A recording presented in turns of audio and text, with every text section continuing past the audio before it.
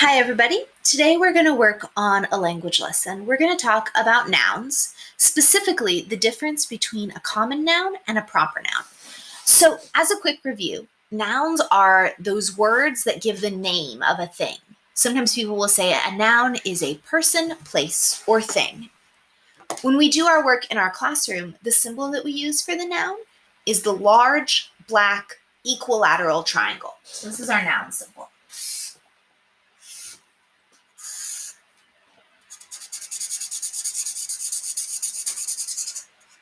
If you think about, my triangle is not perfectly equilateral. If you think about anything you can reach out and touch, that is probably a noun. So pen is a noun.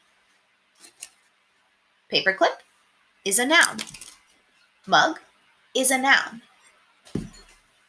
But sometimes we want to talk about specific nouns. Like I could say, teacher is a noun that applies to me. However, Katie is also a noun that is me. And that's where we get into our common noun versus proper noun business. A common noun is a name of a person, place, or thing. And a proper noun is a specific person, place, or thing. So teacher is a common noun. Katie is a proper noun because I am the specific teacher. We could do the same thing with bridges. A bridge is a common noun. That is definitely a thing. A proper noun could be the Golden Gate Bridge. Now, you might be thinking, why do I care? Why do I care if it's a common noun or a proper noun, other than the fact that it's just cool to be able to talk about your language better? The other reason is that when you are working on your writing, there is something different you need to do when you want to talk about a proper noun.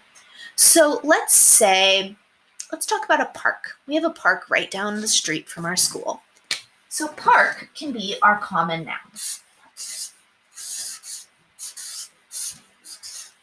When I write it, I'm going to use all lowercase letters, unless it's at the beginning of a sentence, of course.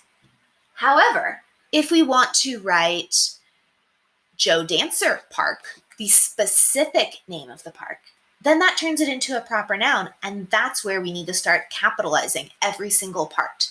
So let's try that one together. Joe Dancer Park. So capital J, capital D in dancer. And because we're saying that park is part of its name, it's going to get a capital P for the park too. A park is a place. Joe Dancer Park itself is a specific place. It is a proper noun, and so it gets capitals.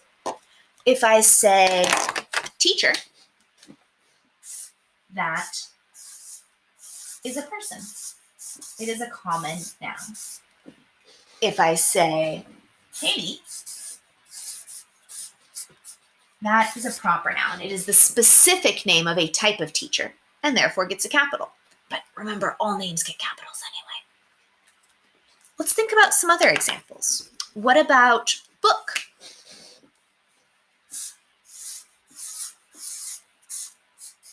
A book is a thing. What about the name of a specific book? Let's think of a book. How about Mouse Soup? I just read Mouse Soup recently. Mouse Soup is a specific book, so it gets capitals. Capital M for mouse and capital S for soup. Both parts of that name. Let's see. We have a person, we have a place, we have a thing. Those are all of our nouns.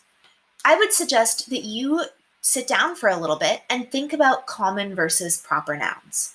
Maybe you can make yourself a set where you have a common noun and then think of a proper noun that applies to it. If you're really into a certain area of work, this would be a place where you could connect that work to the language stuff. For instance, I know there are some people who are really into landmarks. So someone might write bridge and then think of all the bridges they can come up with, like the Golden Gate Bridge, the Steel Bridge. You could think of all the bridges in downtown Portland. There's tons. Or maybe you're really interested in books and you want to make a list of all the proper nouns of books that you have read this week under the heading of the common noun, book. You can figure out however you want to follow up on this. Remember that making little paper chains out of scrappy paper you have around is a great way to make collections of words.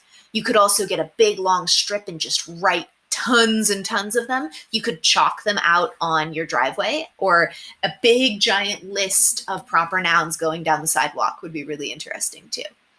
If you find a cool way to follow up on this, I would love to see your work. If you have any that you're not sure about, you can just hop on Google Classroom and ask me, hey, Katie, is this a proper noun or a common noun? And I would be happy to help you out. Bye for now, everybody. I miss you.